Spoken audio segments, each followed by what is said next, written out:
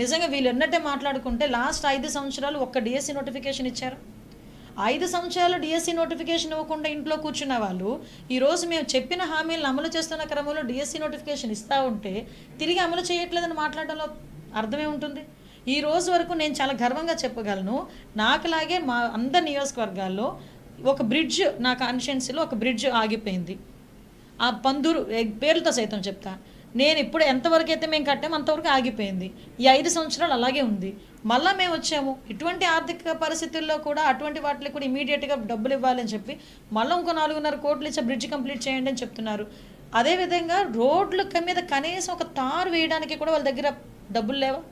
అది చిత్తశుద్ధి లేదు, డబ్బులు లేక కాదు, ఆ టైంలో చిత్తశుద్ధి లేక. సో ఇటువంటి వాళ్ళు చేయడం మానేసి ఈరోజు మేము చేస్తూ ఉంటే బురద జల్లే కార్యక్రమం చేస్తున్నారండి.